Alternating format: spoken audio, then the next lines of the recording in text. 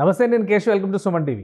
ఆంధ్రప్రదేశ్లో కొత్త ప్రభుత్వం ఏర్పడిన తర్వాత తొలిసారి ఎన్నికల నగారం మోగింది. శాసన మండలి ఎన్నికలకి సంబంధించి ఇప్పటికే ఎమ్మెల్యే కోట, ఎమ్మెల్సీ ఖాళీలు 2 సీట్లని భర్తీ చేశారు.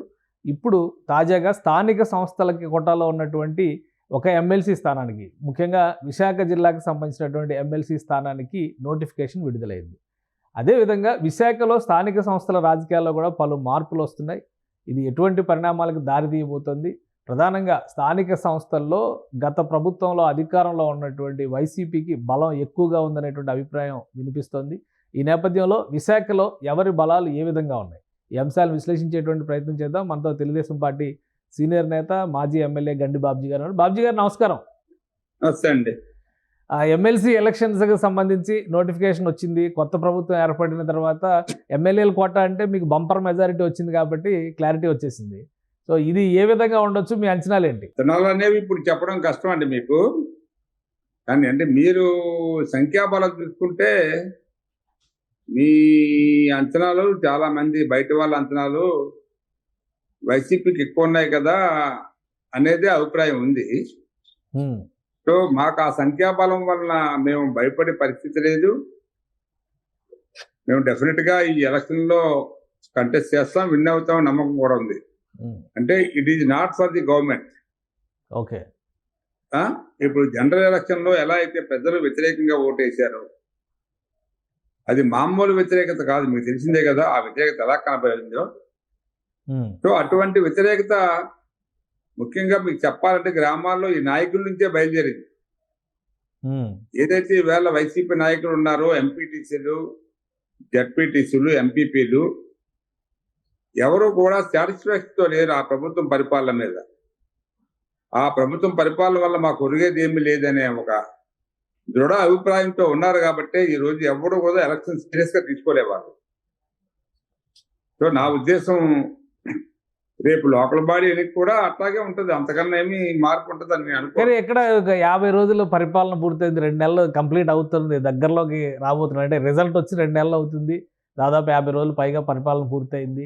అన్ని రంగాల్లో విఫలం చెందింది అని వైసీపీ నాయకత్వం తీవ్రంగా ఆరోపిస్తుంది. ఢిల్లీ వెళ్ళి మరీ ధర్నా చేసినటువంటి పరిస్థితి ఉంది కదా. సో ప్రజల్లో అటువంటి ఆలోచనలు కానీ, అటువంటి లక్షణాలు కానీ ఉన్నాయా? సార్ ఇప్పుడు ఎవడైనా నవ్వుతాడండి. ఈవేళ మొక్కేసాం మనం, రేపు పొద్దున్నే పండుగ వచ్చుకొని తినేద్దాం అంటే అవుతుంది మొక్కకి? ఎంత అంటు మొక్క వేసినా కూడా దానికి నీడ్ సమ్ టైం. ఈవేళ అంటు మొక్కలు వచ్చాయి కదా, మీకు తెలుసు కదా, అంటు మొక్క ఫాస్ట్ గా ప్రొడక్షన్ ఇస్తుంది. అవును. సో దానికోసమైనా కొంత టైం కావాలి. అట్లాంటిది గవర్నమెంట్ వచ్చి 40 రోజులు అవ్వలేదు, 50 రోజులు అవ్వలేదు. ఎవడ ఆఫీసర్ ఉన్నాడు, ఎవడెక్కడ ఏంటి, ఏ అకౌంట్లో ఎంత డబ్బు ఉంది, అసలు ఈ గవర్నమెంట్ ఎంత అప్పు చేసింది, ఇవన్నీ ఫైళ్లు వెతకడానికే ఇప్పుడున్న మనుషులకి టైం సరిపోవట్లేదు. సో అది చూసుకుంటూ ప్రభుత్వానికి ఒక ఛాలెంజ్ లాగా ఈవేళ మేము ఏదైతే హామీలు ఇచ్చామో 5-6 హామీలు, ఆ హామీల్లో ముఖ్యమైనది ఈవేళ 4,000 పెన్షన్. మిగతా వాళ్ళకి ఇచ్చిన అంగవైకల్యం ఉన్న వాళ్ళకి, మిగతా ఎవరైతే పూర్తిగా ప్యారలైజ్ ఉన్న వాళ్ళకి, మరి ఉద్యోగస్తుల జీతాలకి మేము ఎటువంటి ఒడిదొడుకులు లేకుండా 1వ తారీఖునే వీళ్ళందరికీ పెన్షన్ జీతాలు ఇవ్వగలిగామంటే ఈ ప్రభుత్వం యొక్క శతశుద్ధి మీకు అర్థం అవ్వాలి. అంటే మనసుంటే మార్గం ఉంటుంది అనే దానికి నేను చెప్పే మాట మీకు అర్థమవుతుంది అనుకుంటాను. తర్వాత మనం ఏదైతే ఇక్కడ ఆర్టీసీ ఫ్రీ ప్రయాణం అన్నామో దాని మీద అప్పుడు సర్వే చేసి ఒక కమిటీ వేశారు. పోలవరం గురించి ఆల్రెడీ మీకు తెలుసు, సెంట్రల్ గవర్నమెంట్తో మాట్లాడారు. వాళ్ళు 15,000 కోట్ల రూపాయలు ఇస్తా అన్నారు ఈ సంవత్సరానికి. ఆ బడ్జెట్తో పాటు ఇంకా అడిషనల్గా రకరకాల బడ్జెట్ కలిపి సుమారు 50,000 కోట్ల వరకు కూడా మన రాష్ట్రానికి వచ్చే అవకాశాలు ఉన్నాయి కేంద్రం నుంచి. ఈ బడ్జెట్ అంతా తీసుకొని మన అన్ని వర్గాలకి పాత బిల్లులు, తర్వాత మీకు రాష్ట్రంలో ఉన్న రోడ్ల పరిస్థితి మీకు తెలుసు. సుమారు స్టేట్ గవర్నమెంట్ కంట్రోల్లో 12,500 కిలోమీటర్ల రోడ్లు ఉన్నాయి, స్టేట్ హైవేస్. ఈ 12,500 కోట్ల రూపాయలు సంవత్సరానికి వాళ్ళు చెప్పారు ఏదో నామ్స్, నేను చూసా ఎక్కడో నిన్న రివ్యూలో. ప్రతి సంవత్సరం 2,500 కిలోమీటర్ల రోడ్లు మనం రెన్యువల్ చేయాలి, బాగు చేయాలి. ఇట్లా 5 సంవత్సరాలకి 12,500 కిలోమీటర్లు పూర్తవుద్దని ప్రభుత్వం దగ్గర ఒక అంచనా. ఈ ప్రభుత్వం ఒకే సంవత్సరం 2300 400 రోడ్లు బాగు చేసి ఈ మిగతా 4 సంవత్సరాలు కూడా ఎక్కడా కూడా రోడ్లు బాగు చేసిన పరిస్థితి లేదు. ఆ పరిస్థితి, ఆ నష్టం ఈవేళ మనందరికీ కూడా కనబడుతుంది. ఎక్కడికైనా కారులో ప్రయాణించాలంటే భయం, బస్సులో ప్రయాణించాలంటే భయం, మోటార్ సైకిల్ మీద వెళ్తే పాపం వెనకాల కూర్చున్న వాళ్ళు ఏదైనా గాతలో మోటార్ సైకిల్ దిగిందంటే వెనకాల పడిపోయి ఎంతో మంది చచ్చిపోతా ఉన్నారు. హెల్మెట్లు లేకపోవడం వల్ల, రకరకాల జర్నీల వల్ల. ఇట్లాంటివన్నీ కూడా ఇవి సరిచేయకుండా ఈవేళ పొద్దున్న విశాఖ జిల్లా పరిధిలో చూస్తే చాలా విషయాలు చర్చకు వస్తున్నటువంటి విషయాలు చాలా ఉన్నాయి. ముఖ్యంగా అక్కడ ఋషికొండ ప్యాలెస్ గురించి, మరోవైపునేమో ఎర్రమట్టి దిబ్బల గురించి, ఇవన్నీ కూడా వరుస చర్చలు నడుస్తున్నాయి. విశాఖ స్థానిక సంస్థల ఎన్నికల్లో ఇలాంటి వాటి ప్రభావం ఉంటుందా? ఇంకొకటి, అసలు ఆ స్థానమే వంశీకృష్ణ యాదవ్ మీ మిత్రపక్షం జనసేన పార్టీకి ఇప్పుడు ఎమ్మెల్యేగా గెలిచినటువంటి నాయకుడు. సో అది అనర్హత వేటు వేయడం వలన వచ్చినటువంటి ఉప ఎన్నిక. సో ఎలాంటి ప్రభావం ఉండొచ్చు దీనికి సంబంధించి? సార్ అదే మీకు చెప్తున్నా, విశాఖపట్నానికి సంబంధించి ఘోరమైన తీవ్రమైన నష్టం జరిపించారు వైసీపీ నాయకులు. మీరు ఇందాక చెప్పినట్టు ఋషికొండ ఉంది. ఈవేళ ఋషికొండ దేనికి కట్టినట్టు? అది మీరు ఆ బెడ్రూమ్ చూసారా? ఒక హాల్ అంతా బెడ్రూమే.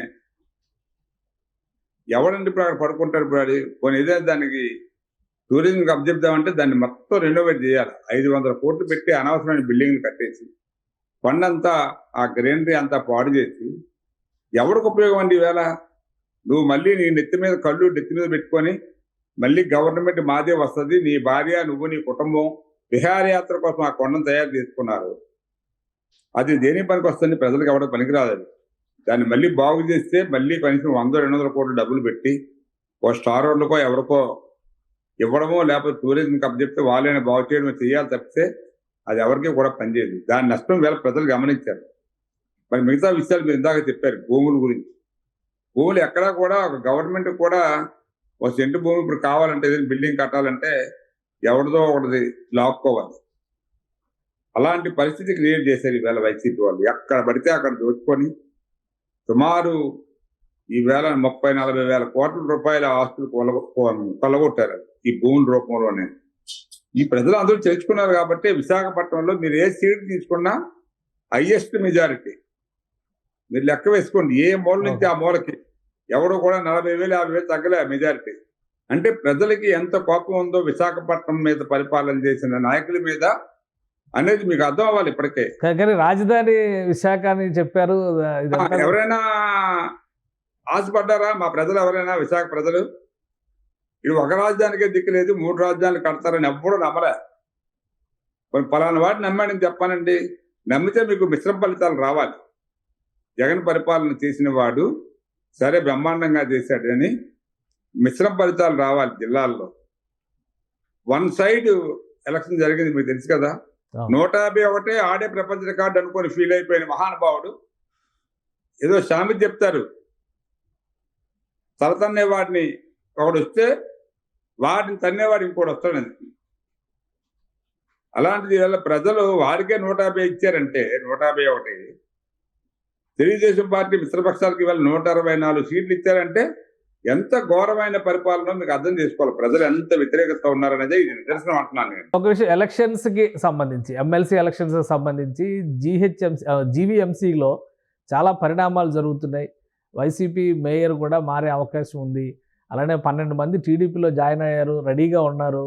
9 మంది జనసేనలో జాయిన్ అవుతున్నారు అనేటువంటి వార్తలన్నీ వస్తున్నాయి. ఏంటి జీవీఎంసీలో ఉన్నటువంటి ఈక్వేషన్స్ ఏంటి? స్థానిక ఎన్నికలను దృష్టిలో పెట్టుకునే ఈ పరిణామాలు. ఇవన్నీ ఎన్నికల ప్రణాళిక. జనరల్ గా మీకు ఒకటి అర్థం అవ్వాలి, జీవీఎంసీ అవనవండి లేకపోతే బయట అవనవండి, మేము ఇంకా తలుపులు తెరవలే జాయిన్ చేసుకోవడానికి. చాలా మంది వచ్చి జాయిన్ అయిపోదామని చెప్పి అక్కడ ఏ రోజు సుఖపడిన పాపాన పోలేదు. కనీసం మీ దగ్గరైనా సుఖంగా బతుకుదామనే ఆలోచనతో ఉన్నాము. గేట్లు తెరవండిరా బాబు అని చెప్పి చాలా మంది మమ్మల్ని బతిమాలితే, బాబు ఇప్పుడు కాదు ఇంకా టైం ఉందని మేము చెప్తున్నాం. ఇప్పుడు జీవీఎంసీ చెప్పారా మీరు? జీవీఎంసీలో ఇప్పటి స్టాండింగ్ కమిటీ ఎన్నికలు వచ్చాయి కాబట్టి వైజాగ్ సంబంధించి ఆ స్టాండింగ్ కమిటీ కోసమని ఒక ప్లానింగ్ లో భాగం అంతే తప్పితే అందులో ఎవరైనా ఇష్టం ఉండి వచ్చిన వాళ్ళని తీసుకోవడం జరుగుతుంది. ఎందుకంటే ఎన్నికలు ఉన్నాయి కాబట్టి. దీని తర్వాత మేయర్ ఉంటుందని ఒక ఆలోచన ఉంది. సరే, ఇప్పుడు అందువల్ల ఎమ్మెల్సీలో ప్రతి సీటు చాలా ముఖ్యమైంది కదా, అక్కడ క్లియర్గా వైసీపీ మెజారిటీ ఉంది శాసన మండలిలో, గెలిపించుకోవాల్సినటువంటి ఆవశ్యకత ఉంది కాబట్టి టీడీపీ మొన్న కానీ మీరు కూటమి కానీ ప్రయత్నం చేయరా? మేము కూటమి ప్రయత్నం ఏం చేస్తాం ఎలక్షన్ రిజల్ట్ తర్వాత మీకు తెలుస్తుంది. కానీ మీకు మొన్న ఒక విషయం జ్ఞాపకం చేసుకోవాలి. మన 151 మంది ఎమ్మెల్యేలుండి ఎమ్మెల్సీని 3 గెలుచుకున్నారు వాళ్ళు. పట్టభద్రులు తెలుగుదేశం పార్టీకి వెళ్ళా ఎమ్మెల్యే లేకపోయినా అవును. ఎలా గెలిచాం అంటే వాళ్ళ మీద వాళ్ళే వ్యతిరేకతతో ఉన్నప్పుడు రేపు బెయిర్ కూడా అలాగే జరుగుతుంది. మేము ఎవరిని బతిమాలక్కర్లే, వారికి బుద్ధి రావాలని వాళ్ళ నాయకులే చెప్తున్నారు ఒక్కొక్కటిని. కూటమి అభ్యర్థి ఎవరు వస్తారు అక్కడ, అవకాశాలు ఎవరికి ఉన్నాయి? అంటే అది పార్టీ నిర్ణయిస్తుంది. ఇలాంటివన్నీ కూడా మీకు చెప్పే జవాబులు కాదు. కానీ మీరు సో పార్టీ గెలవడం ఎవరిని మాత్రం నిర్ణయిస్తే కూటమి అభ్యర్థి గెలుస్తారంటారు. డెఫినెట్ గా అందులో డౌట్ లేదు. మీరు చూడండి. రైట్, థ్యాంక్ యూ బాబ్జీ గారు, మీ అభిప్రాయాలు తెలియజేసినందుకు. శాసన మండలి ఎన్నికలకి సంబంధించి నగారా మోగింది. దీనిపైన కూటమి పూర్తి స్థాయిలో కసరత్తు చేస్తుంది. అలానే కూటమికి సంబంధించి నా అభ్యర్థికి ఈ సీటుకి నుంచి గతంలో రిప్రజెంట్ చేసినటువంటి నేపథ్యంలో ఎట్టి పరిస్థితుల్లో విశాఖ జిల్లా పరిధిలో స్థానిక సంస్థల ఎన్నికల్లో కూటమి అభ్యర్థి విజయం సాధిస్తారని గండి బాబ్జీ చెప్తున్నారు. మరోవైపు అభ్యర్థి ఎవరు అనేది పార్టీ డిసైడ్ చేస్తుంది.